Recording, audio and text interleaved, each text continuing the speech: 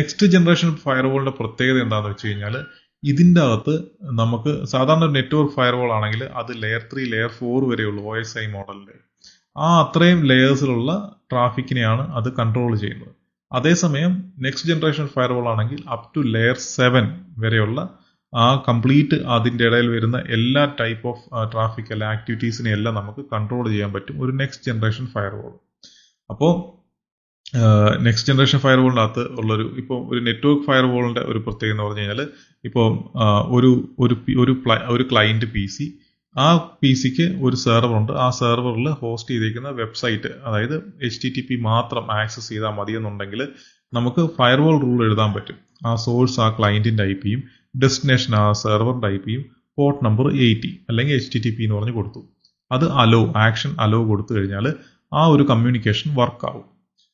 അതേസമയം നമുക്ക് നമ്മുടെ ഒരു IT സപ്പോർട്ട് എഞ്ചിനീയറിന് ആ ഒരു ഡിവൈസിൽ RDP റിമോട്ട് ഡെസ്ക്ടോപ്പ് എടുത്ത് അതിൻ്റെ അകത്ത് കോൺഫിഗറേഷൻ കാര്യങ്ങളൊക്കെ ചെയ്യണമെന്നുണ്ടെങ്കിൽ നമുക്ക് ഇതേപോലെ തന്നെ ഒരു റൂൾ എഴുതാൻ പറ്റും. അവിടെ വ്യത്യാസം എന്ന് പറഞ്ഞു കഴിഞ്ഞാൽ ആ ഒരു ടെക്നിക്കൽ യൂസറിന് നമ്മൾ RDP പ്രോട്ടോക്കോളും കൂടെ അലോ ചെയ്യും. അപ്പോൾ ആ യൂസറിന് RDP പ്രോട്ടോക്കോളും കൂടെ യൂസ് ചെയ്തിട്ട് റിമോട്ട് ഡെസ്ക്ടോപ്പ് എടുത്ത് അതിൽ കോൺഫിഗറേഷൻ ചെയ്യാൻ പറ്റും. അതേസമയം ആദ്യത്തെ ക്ലയന്റിന് അത് പറ്റത്തില്ല. ഇത്രയും വരെയൊക്കെ മാക്സിമം നമുക്ക് ഒരു സാധാരണ നെറ്റ്വർക്ക് ഫയർവാൾ ചെയ്യാനൊക്കത്തുള്ളൂ. അതേസമയം ഒരു നെക്സ്റ്റ് ജനറേഷൻ ഫയർവാൾ ആണെങ്കിൽ ഈ സെയിം സെനാരിയോ എടുക്കുകയാണെന്നുണ്ടെങ്കിൽ ഇതിൻ്റെ അകത്ത് നമുക്ക് വീണ്ടും അഡീഷണൽ ആയിട്ടുള്ള കാര്യങ്ങൾ ഇടാൻ പറ്റും. എന്ന് വെച്ചാൽ ഈ സെർവറിലോട്ട് കണക്ട് ചെയ്യുന്ന ഈ ക്ലയന്റിന് സെർവറിൽ ഈ വെബ്സൈറ്റ് ആക്സസ് ചെയ്യാൻ പറ്റും. അതേപോലെ തന്നെ ആക്സസ് ചെയ്യുമ്പോൾ തന്നെ ഈ ഒരു ക്ലയന്റിന് EXE ഫയൽ ഡൗൺലോഡ് ചെയ്യാൻ പറ്റില്ല, അല്ലെങ്കിൽ ഏതെങ്കിലും സ്പെസിഫിക് ഫയൽ ഡൗൺലോഡ് ചെയ്യാൻ പറ്റില്ല. അങ്ങനെയൊക്കെയുള്ള പാരാമീറ്റേഴ്സ് ഒക്കെ നമുക്ക് ആഡ് ചെയ്യാൻ പറ്റും. ഇത് സാധാരണ നെറ്റ്വർക്ക് ഫയർവാൾ അങ്ങനെ ചെയ്യാനൊക്കെ. അപ്പം അങ്ങനെയുള്ള വ്യത്യാസം വരും. ജനറലി ഇത് ഇന്റർനെറ്റ് ഫേസിംഗ് ആയിട്ടുള്ള യൂസേഴ്സ് ഉള്ള നെറ്റ്വർക്കിലാണ് നെക്സ്റ്റ് ജനറേഷൻ ഫയർവാൾസ് ആണ് നമ്മൾ ഡീപ്ലോയ് ചെയ്യാറുള്ളത്.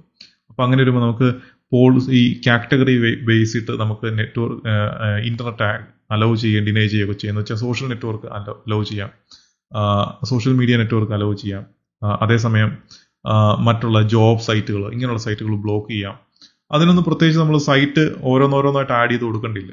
അതിനൊരു കാറ്റഗറി ഉണ്ടാവും, ജോബ് സൈറ്റ്സ് എന്ന് പറഞ്ഞൊരു കാറ്റഗറി ഉണ്ടാവും. അത് നമ്മൾ ടിക്ക് ചെയ്തിട്ട് അലോ കൊടുത്താൽ അലോ ആവും, ബ്ലോക്ക് ചെയ്താൽ ബ്ലോക്ക് ആവും. സോ അങ്ങനെ നമുക്ക് സ്പെസിഫിക് ആയിട്ടുള്ള കാര്യങ്ങളൊക്കെ നമുക്ക് ഈ നെക്സ്റ്റ് ജനറേഷൻ ഫയർവാൾ ചെയ്യാൻ പറ്റും.